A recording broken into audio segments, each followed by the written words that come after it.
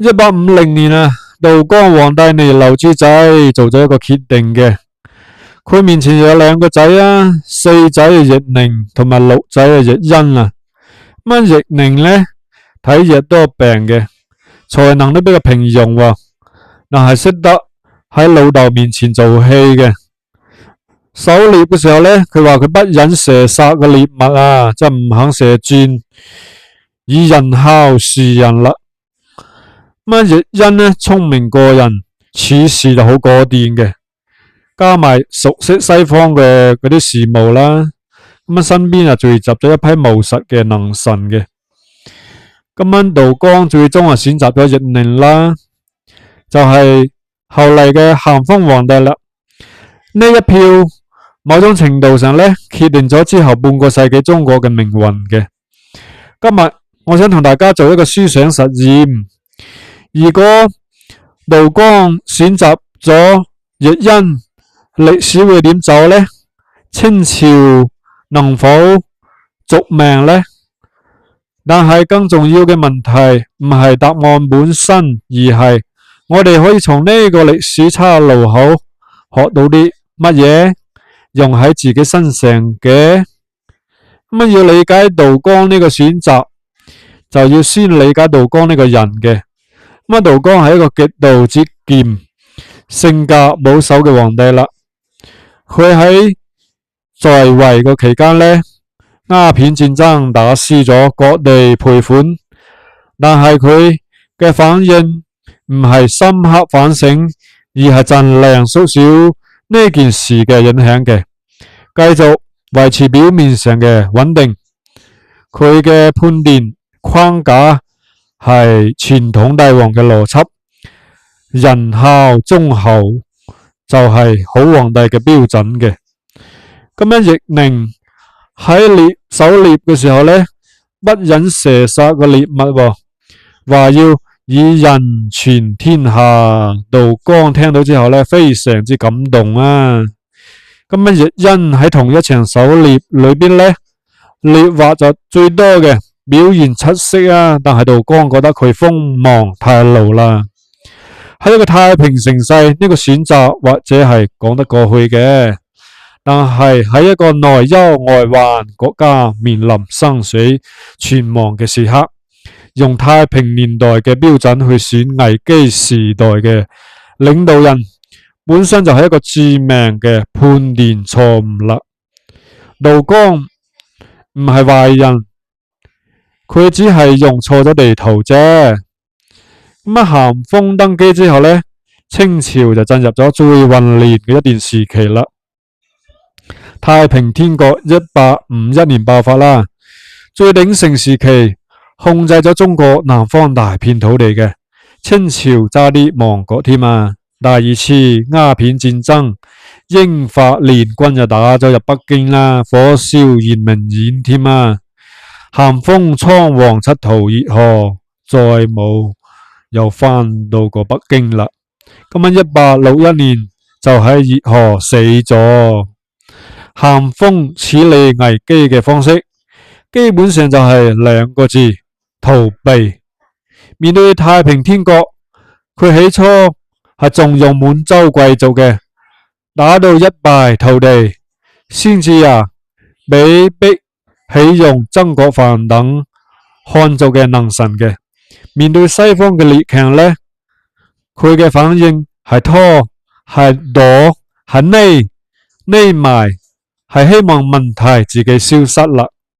最諷刺嘅係咩呢？咸豐死咗之後佢留低咗兩個輔助大臣集團互相制衡，結果呢，俾慈禧聯合恭親王奕欣發動辛酉政變，一舉奪權換句話講，奕欣最終仲係進入咗權力嘅核心，只係以一個更加曲折、代價更大嘅方式。而家做呢個思想實驗，如果道光選咗奕欣會點呢？奕欣後嚟嘅實際表現俾我哋一個參照。慈禧掌權後呢，奕欣指導咗幾件事嘅。創立咗總理衙門啦，係中國第一個專門處理外交事務嘅機構嚟嘅，推動洋務運動啦，引進西方嘅技術同埋工業嘅，促成同治中興噃。令清朝喺極度衰弱之後呢，有過一段相對穩定嘅時期嘅。呢啲成就係喺慈禧嘅政治壓制下，資源極度有限嘅條件下實現嘅。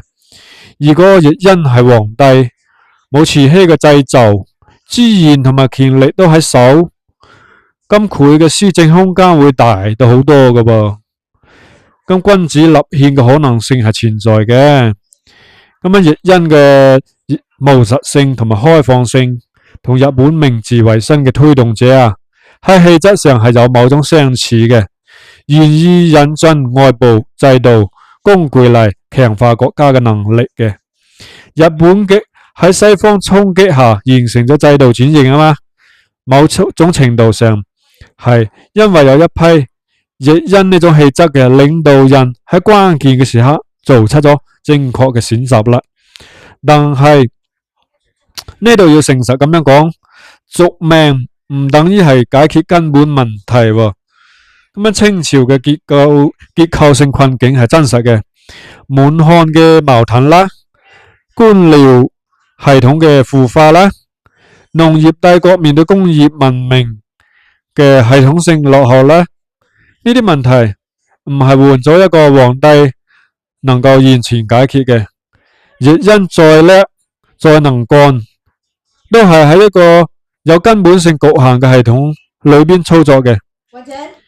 更準確嘅講法係，選奕訢，清朝嘅崩潰會更加慢，更加體面，中國現代化嘅起點會更加早，付出嘅代價都會更加少。道光嗰一票嘅代價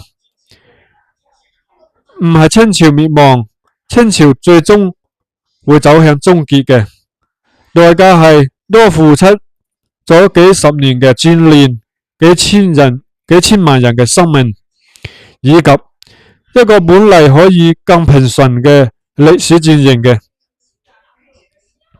講到呢度，我想轉一個角度啦。道光選慈軍呢件事呢，唔只係一個歷史故仔，佢俾我哋展示咗一個非常重要嘅模式啦。一個系統喺衰敗之前，往往會先喺關鍵決策用錯咗標準嘅。道光唔係突然變蠢，佢只係用咗一套喺太平年代有效，但喺危機時代完全失效嘅判斷框架。問題係佢自己唔知道框架已經失效咗啦。呢個模式喺歷史上面反覆出現嘅。南宋選陳恪指導對金政策啦，唔係因為朝廷冇人睇清楚形勢啊，而係決策個框架已經俾苟且偷安嘅邏輯指導咗啦。正確嘅聲音俾系統性咁樣排除咗啦。晚清模式變化嘅失敗唔係因為光緒唔想變啊，而係改革觸動咗既得利益集團，系統自我保護嘅力量大過改革嘅力量嘅。當一個系統開始用錯誤嘅標準做關鍵嘅決策，呢個就係衰敗嘅早期信號嘅。唔係等到崩潰嗰一刻先知道，而係喺決策框架開始失效嘅時候，信號就已經出現咗啦。呢度我想直接同各位講，你依家身處海外或者正喺考慮離開啊，背後往往有一個共同嘅判斷，你感覺嗰個系統嘅某啲東西唔係好對路啊，但係好多人講唔清楚啊，到底係乜嘢唔對路啊？只係有一種隱約嘅不安。道光選慈軍呢個歷史案例呢，俾咗我哋一個具體嘅檢驗工具，觀察關鍵決策用嘅係乜嘢標準，唔係睇佢講乜嘢，而係睇佢喺關鍵時刻點選人嘅，點分配資源嘅，同埋點處理危機啊。如果答案係用維穩邏輯代替解決問題嘅邏輯呢，用忠誠度代替能力作為選人標準呢，用拖延代替面對作為處理危機嘅方式呢，呢啲就係道光式嘅信號啦。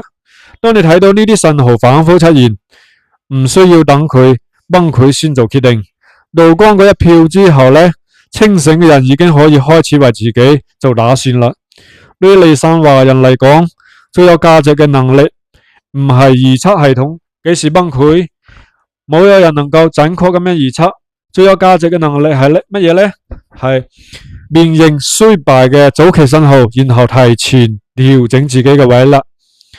早行一步啊，代價係放棄一部分可能嘅收益；晚行一步呢，代價可能就係放棄選擇本身啦。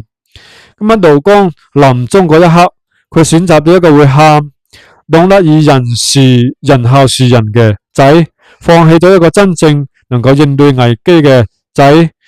佢係唔係壞人，佢只係冇意識到時代已經變咗啦，但係佢嘅地圖仲係舊嘅。歷史俾咗我哋一個好奢侈嘅視覺，我哋企喺後邊可以清楚咁樣睇到嗰一票嘅代價。但係我哋身處嘅時代啊，都有屬於我哋嘅道光嘅時刻。有人喺度用舊地圖導航新地形，有人喺度用太平年代嘅標準處理危機時代嘅問題。問題唔係人哋點選，問題係你自己用嘅係邊一張地圖呢？我係孫虛道，我哋下期再見啦，拜拜。